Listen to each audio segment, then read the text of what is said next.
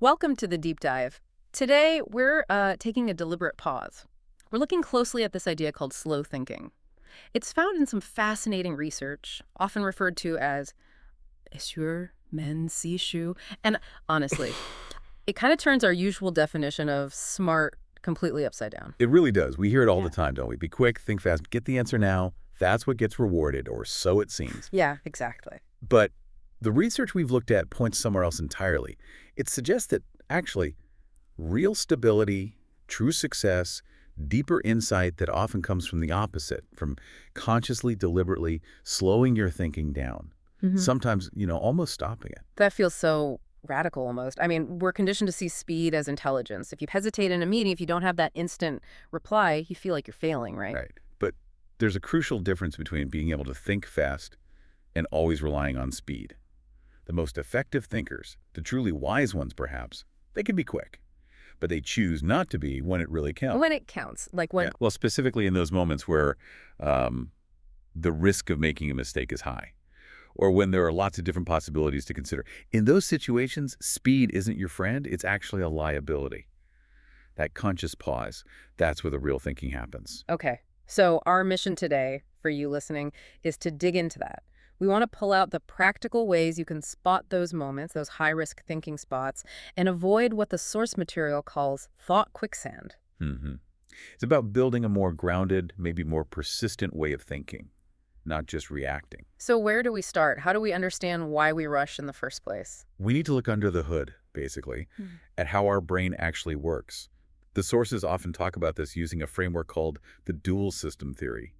Think of it like having two engines in your mind. Two engines. Okay. Not like left brain, right brain. No, not like that. It's about two different modes of processing information. And we spend probably most of our waking lives running on System 1. System one, what's that engine like? That's your intuition engine. It's the automatic pilot. It's incredibly fast. It's effortless. It runs unconsciously in the background. It's what lets you, instantly recognize your friend's face or dodge something thrown at you or even drive a familiar route without really thinking about every turn. Right, the autopilot mode. Exactly. And it's amazing at pattern recognition. Evolution has made it super efficient. Which is why we liked it, I guess. It saves energy. It feels easy. Precisely. It's cognitively cheap. But that very efficiency, that speed, that's also its biggest weakness. How so? Well, System 1 is actually terrible at tasks that need multiple logical steps, or complex calculations, or, careful nuanced analysis. When it hits something challenging, it doesn't like to stop and think. It just grabs the nearest, easiest association or pattern it can find. Ah, and that leap. That's where the errors come from. That's exactly it. That split-second jump based on intuition or a familiar pattern rather than careful thought, that's the primary source of cognitive mistakes. So we need the other engine, system two. Yes, System 2. The deep deliberation engine, this one is the manual override. And switching to it is, well, it's key. Okay, so what's different about system two? Everything, almost. System 2 is slow. It requires your full conscious attention. It takes real effort, focus. And this is critical. It consumes a lot of mental energy. It's tiring. Like doing your taxes or trying to assemble complicated furniture from instruction. Exactly like that. Mm. Or learning a complex new skill, writing code, following a really dense argument. You have to actively engage it. So the goal of slow thinking isn't to force yourself to live in this tiring System 2 all the time. Right, that sounds exhausting. It would be. The real skill is learning to recognize the cues, the signals that tell you, whoa, hang on, this isn't a simple pattern, this needs System 2, and then consciously making that switch. Okay, but system one feels like the default. It's pushy, it wants to stay in control. How do we actually override that impulse? How do we force system two to come online when we need it? Well, the sources suggest a really practical three-step process. It's designed specifically to introduce a bit of friction into that automatic thinking process, to stop you from just jumping at the first idea. Friction. Okay, I like that. What's step one? Step 1, deny the immediate thought. This is probably the most important and maybe the hardest part. When that first answer, that obvious conclusion, just pops into your head. The one that feels intuitively right. Yes, exactly that one. You have to consciously pause, just hesitate. Don't even evaluate it yet. Just ask yourself, okay, wait, could it not be A? Could the answer be something else? Ah, so you're creating doubt on purpose. You are. That tiny moment of intentional doubt is like turning the key to start System 2. It breaks the automatic flow. Okay, pause and doubt. Got it. What's step 2? Once you've hit pause, step 2 is repeatedly confirm the conditions. This sounds simple, but we often skip it. It means actively going back to the information you were given, the facts, the premises. Why repeatedly? Because System 1 assumes it got all the facts right the first time. It's fast, remember. So you have to force yourself, maybe more than once, to really look closely. Did I miss a detail? Am I assuming something that wasn't actually stated? Are the conditions exactly what I think they are? Okay. Check and recheck the setup. Makes sense. And step 3. Step 3. Persistently brainstorm hypotheses. Don't just stop at the first alternative you thought of in step 1, or even the second. This is where you really engage your deeper thinking. Oh. Use your imagination. Actively think. What are other possibilities, even weird ones? Maybe look things up. Talk it through with someone else. The goal is to generate a wider range of potential answers before you start evaluating them. Right. Don't just swap one assumption for another. Really explore. Exactly. We could try with that little puzzle the sources mention sometimes about Kusuke and Iji. Oh, yeah, I remember that one. Remind me. Okay, so you're told Kusuke and Iji look identical. They have the same birthday, they have the same parents, Huh? and they even have identical DNA. But they are definitely not twins. Okay, right. My System 1 is immediately flashing Twin NS, twins, in big red letters. It fits perfectly. Of course it does. So, step 1, deny that. Force yourself. Right, Okay, the puzzle says they are not twins. Hit the brakes. right. Not twins. Pause. Now, step 2, confirm the conditions. Let's check again. Identical looks, yes. Same Yeah. birthday, yes. Same parents, yes. Yeah. Identical DNA, yes. Hmm. All those conditions really, really strongly point towards them being identical multiples of some kind. Okay, facts confirmed. They scream multiple birth. Now, step 3, brainstorm. If they aren't twins but share all those traits, what else could they be? Think beyond the twin box. Well, if they're identical multiples, Mhm. maybe they're triplets or quadruplets, and the riddle just didn't mention the other sibling. Bingo. That's usually the intended answer. They're part of a set of triplets or more, and only 2 were mentioned. See how System 2 gets there? Yeah. It took denying the obvious, rechecking the details, and then actively thinking outside the initial twin-not-twin frame. That friction worked. It's a simple example, but it shows the process. Deny, confirm, brainstorm. That's how you kickstart System 2. And this becomes really, really important because System 1 isn't just fast and sometimes wrong. It's predictably wrong, isn't it? It falls into specific kinds of traps over and over. Yes, these cognitive biases, they're like glitches in the intuitive system. And identifying them is key to knowing when you definitely need to slow down. Let's talk about a couple of the big ones. The sources focus heavily on 2 in particular. What's the first one? A major one involves how we judge probability. It combines something called the representative bias with ignoring the base rate. Representative bias. That sounds like judging based on stereotype. Essentially, yes. System 1 loves a good story, a neat category. It decides how likely something is based on how well it represents or fits the mental image or stereotype we have. Okay. And while it's focusing on that nice, tidy image, it completely ignores the base rate. The base rate, what's that? That's the underlying statistical reality, the overall frequency of something happening in the general population before you get any specific details.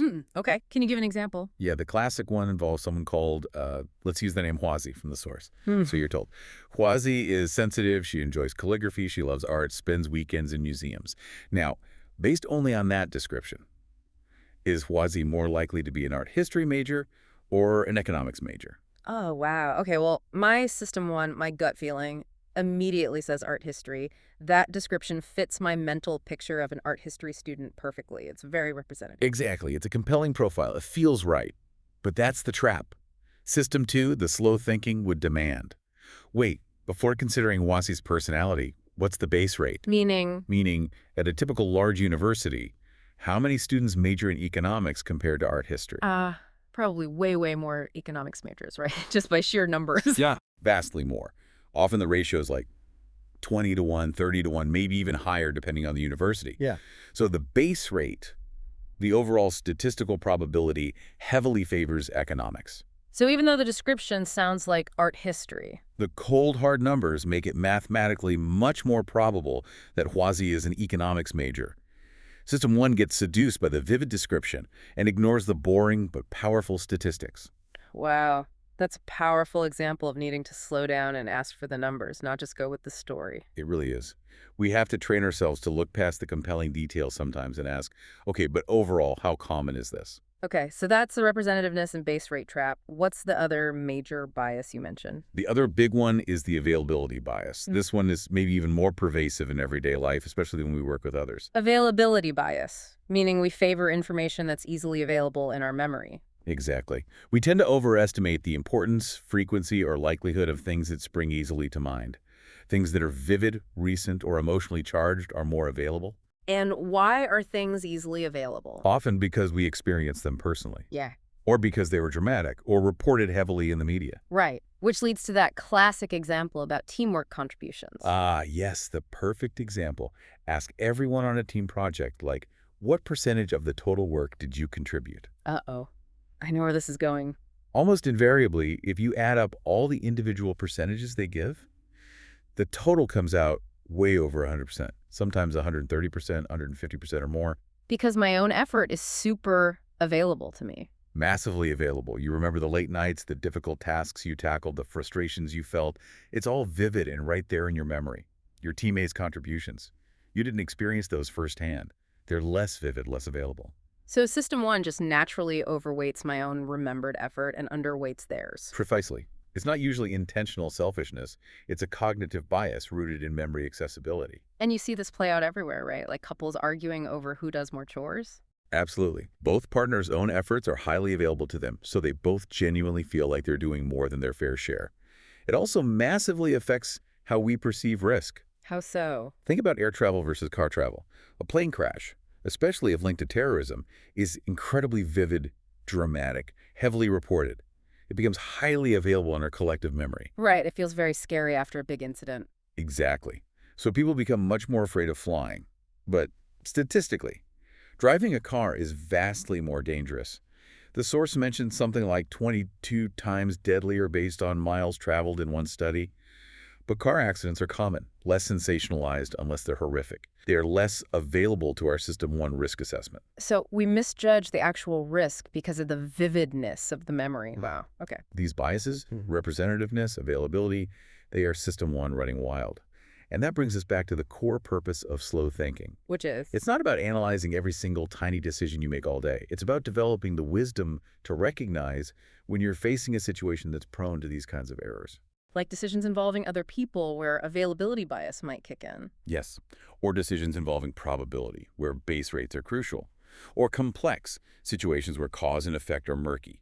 Those are the times you absolutely need to put the brakes on System 1 and deliberately engage System 2. And you mentioned earlier something about language being a tool for this. How does that work? Ah, yes. This is a really interesting point from the research. Language itself can be a powerful tool for slow thinking. The very act of articulating your thoughts forces you to slow down. Well, when you have to define your terms clearly or write down your reasoning step by step or explain your thinking process to someone else, you're essentially forcing yourself into metacognition. Metacognition, thinking about your thinking. Exactly. You step back and examine the thoughts themselves. Is this term ambiguous? Is this logical step sound? Did I make an assumption here? So like if I'm dealing with logistics and use a word like full, You'd force yourself to ask, wait, what exactly does full mean here? Does it mean the warehouse has no space left at all? Or does it mean the specific container we plan to use is already filled with our product? okay. The ambiguity jumps out when you try to define it precisely. Precisely. System 1 might gloss over that ambiguity because the context feels clear enough. But forcing yourself to use precise language makes System 2 engage to resolve the potential confusion. Language acts as that friction we talked about earlier. That's fascinating. So articulating things clearly isn't just about communicating with others. It's actually a way to think better yourself. It absolutely is. It's a core practice of slow thinking. This has been, wow, a really insightful journey into how our minds work, or maybe how they don't always work the way we think they do. We've got the two engines, System 1 and 2. We've got the 3 steps to engage System 2, deny the immediate thought, confirm the conditions, and brainstorm hypotheses. And we've looked at those big cognitive traps, getting fooled by vivid stereotypes and ignoring the base rate and overvaluing what's easily available in our memory. Yeah, those are some of the core elements. So wrapping up, what's the final thought you want to leave our listeners with? Something to really mull over. Well, there's a final area hinted at in the sources that I find particularly profound. It connects slow thinking to moral decision-making. Morality. How does that fit in? Think about really difficult ethical dilemmas. Situations where you feel torn about what the right thing to do is.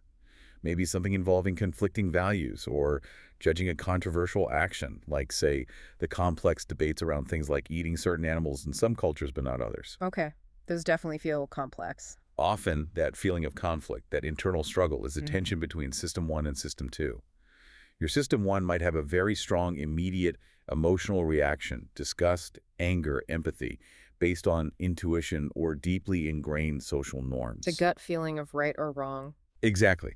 But then your System 2 might kick in, trying to apply abstract principles, rules, logic, considering consequences, weighing different perspectives, and the two systems might pull you in completely different directions. So the moral dilemma is actually the two engines fighting for control. In many cases, yes. It's your rapid, intuitive, emotional response versus your slow, deliberate, analytical reasoning.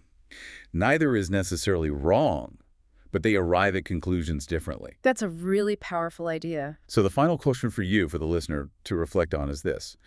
When you find yourself facing one of those really tough moral choices, where your head and your heart seem to disagree, Mm. try to recognize that internal conflict for what it might be. Yeah, two systems at play. Yes.